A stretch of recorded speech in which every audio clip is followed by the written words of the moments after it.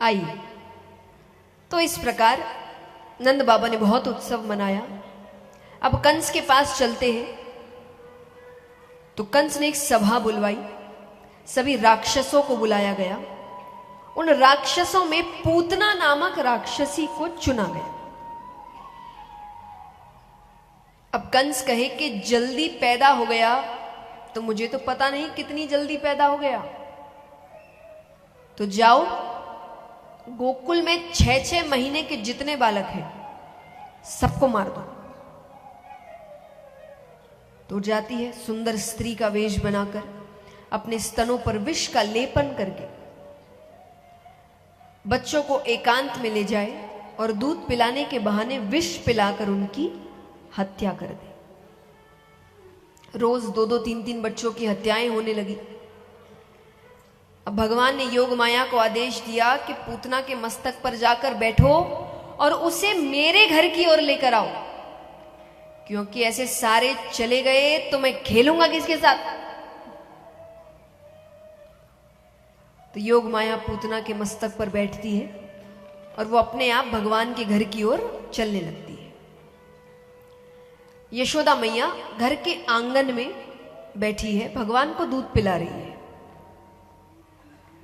जैसे ही पूतना खिड़की पर आती है, क्योंकि पहले तो वो देखे खिड़की से इस घर में बच्चा है कि नहीं है, तो परिवार में कितने हैं, पालना कहाँ है, पालने से कमरा कितनी दूर है, कमरे से रसोई घर कितनी दूर है, पूरा आकलन करती हूं। तो जैसे ही खिड़की पर आती है कि भगवान ने अपने नेत्र बंद कर लिए। यशोदा मैया को लगा भगवान सो गए। अब जिनके घर में छोटे बालक हैं उनको पता होगा कि आप घर के अन्य काम तभी तक कर सकते हैं जब तक वो सो रहा है, वरना उसी के पीछे भागते रहो। तो इनको लग रहा है कि मैं बाकी के काम निपटा लूं, तो उनको पालने में सुलाकर यशोदा मैया चली गई। पूतना आती है, भगवान को गोद में उठाती है। अब घर में तो एकांत मिल ही नहीं सकता, भगवान का घर है, दूर दूर से लोग आ रहे हैं दर्शन करने के लिए। तो वो लेकर जंगल की ओर जाती है।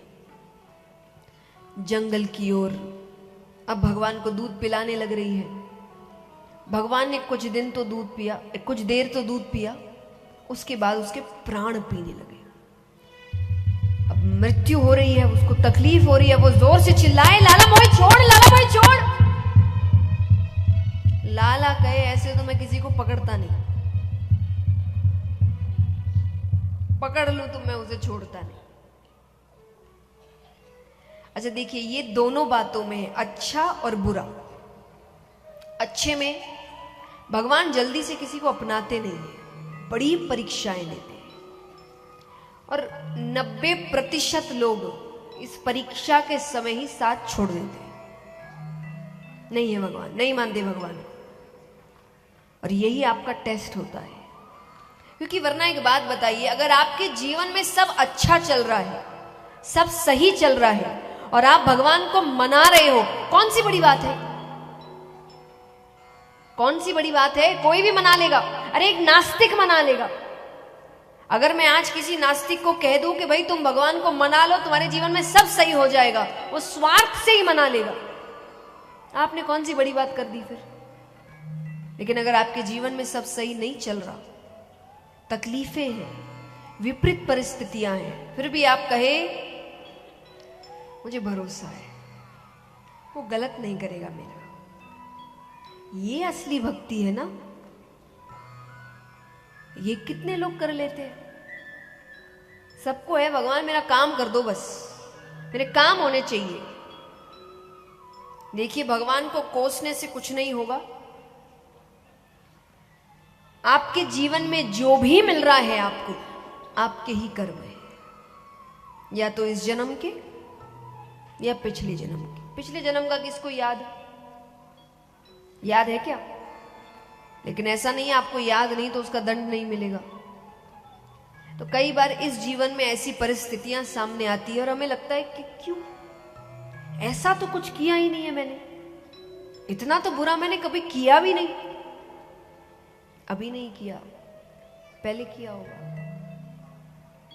क्योंकि वो भेदभाव नहीं करते। भगवान कभी भेदभाव ऐसा नहीं भक्त है तो सब ठीक कर दूंगा, भक्तों को ज्यादा परेशानी होती है। तो अगर आपको लग रहा है कि अगर आप भगवान की भक्ति करेंगे आपके जीवन में सब सही हो जाएगा, तो बंद कर दो फिर अभी।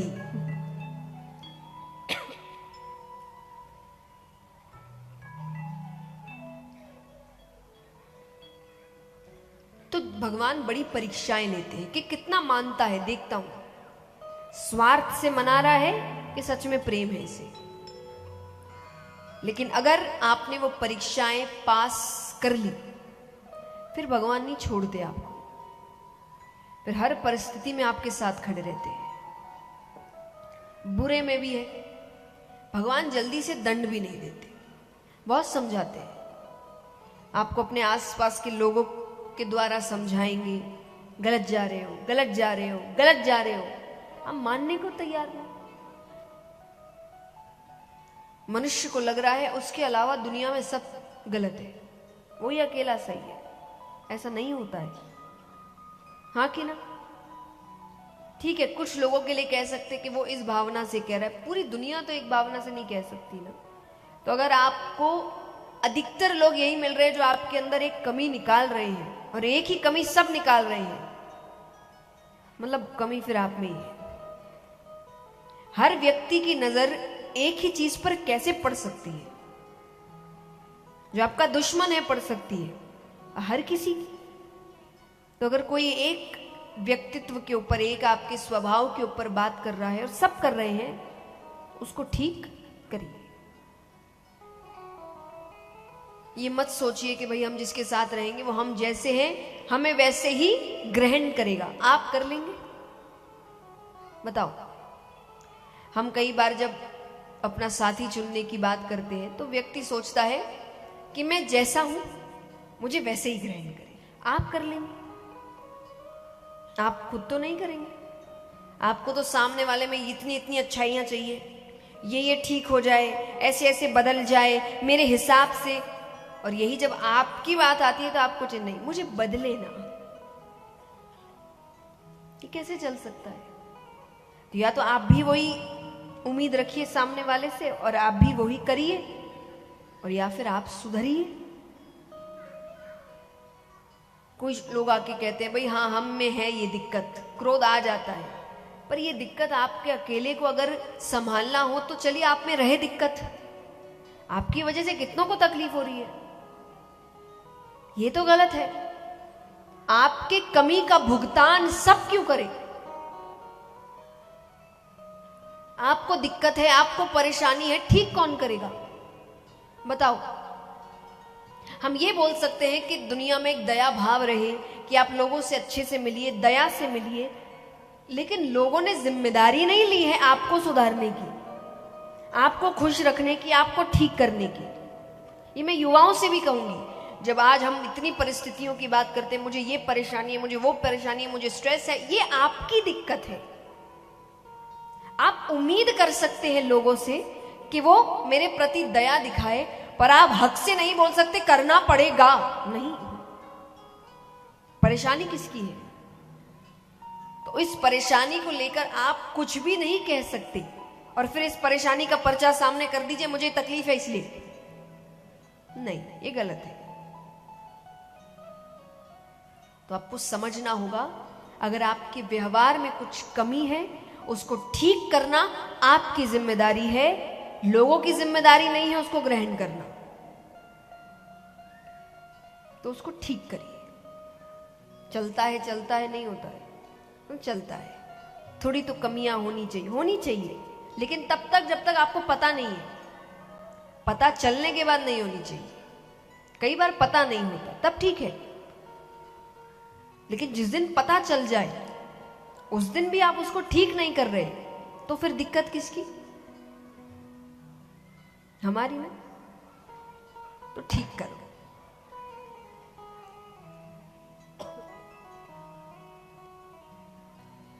तो भगवान आसपास की परिस्थितियों से बतलाते हैं कि तुम गलत जा रहे हो, लेकिन व्यक्ति मानने को तैयार नहीं तैयार। फिर भगवान को दंड देना पड़ता है। फिर ऐसा दंड देते हैं कि वो जिसको दंड दिया वो तो देखता ही है, उसके साथ पूरी दुनिया और सुधर जाती है। फिर भगवान पीछे नहीं हटते दंड देने में। तो भगवान ने पूतना से कहा कि ऐसे तो मैं किसी को पकड़ता नहीं, और पकड़ लूं तो मैं उसे छोड़ता नहीं। भगवान ने पूतना का वध किया।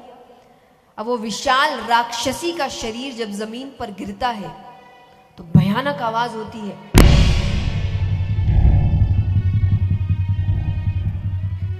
अब ये आवाज सुन के सब जंगल की ओर भाग रहे हैं। जिन जिन के घर में बच्चा है वो अपना अपना पालना देखे, क्योंकि देखिए जब तक बच्चा नहीं होता ना, सबसे ज्यादा चिंता खुद की होती है। इतना प्यार व्यक्ति किसी से नहीं करता जितना वो खुद से करता है, लेकिन बच्चा होने के बाद उसको सबसे ज्यादा चिंता बच्चे की होती है। तो जिस जिसके घर में पालना है वो आवाज सुनते उनको ये नहीं मैं ठीक हूं, बच्चा का है। तो यशोदा मैया ने भी अपना पालना देखा, उनका पालना खाली। बहुत डर गई। अब बाहर घर के देखे तो सब वन की ओर भाग रहे हैं, बेसुध होकर भागती है। अब जब ब्रजवासी वहां पहुंचे तो देख रहे हैं एक विशाल भयानक राक्षसी का शरीर पड़ा हुआ है, और उसकी छाती पर छोटे से श्याम वर्ण भगवान बैठे हैं। बहुत छोटे भगवान। अब एक बात बताइए, अगर ये दृश्य कोई माँ बाप देख ले, कैसे राक्षसी पे उनका बच्चा बैठा है, तो माँ बाप क्या करेंगे? क्या करेंगे? इतना समय है डरने का, वो ले गया बच्चे को तो बताओ, आपने तुरंत देखा आपका बच्चा ऐसे खतरे में, आप पहला काम क्या करेंगे? बच्चे को तुरंत उठाएंगे।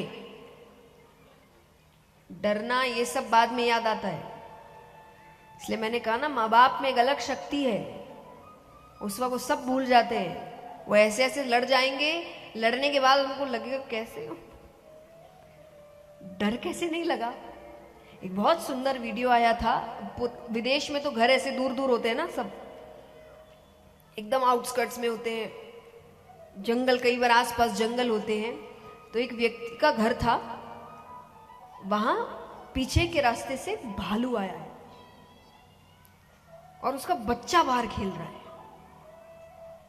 मुझे नहीं पता कैसे ढूंढेंगे उस वीडियो को। उस माँ ने, माँ घर पे अकेली है, एक हाथ से बच्चे को पकड़ा है, छोटा बच्चा है तो उस पीछे से जैकेट पकड़ा, एक हाथ से वो उससे लड़ रही है। लड़ते लड़ते वो कैसे तैसे उसने करते करते वो घर के अंदर उसने गेट बंद कर लिया। अब उस वक्त लग रहा है कि डर नहीं लग रहा, पर उसको याद भी नहीं आएगा उस वक्त डर क्या होता है। तुरंत अपने बच्चे को उठाते हैं। हर कोई यही करेगा।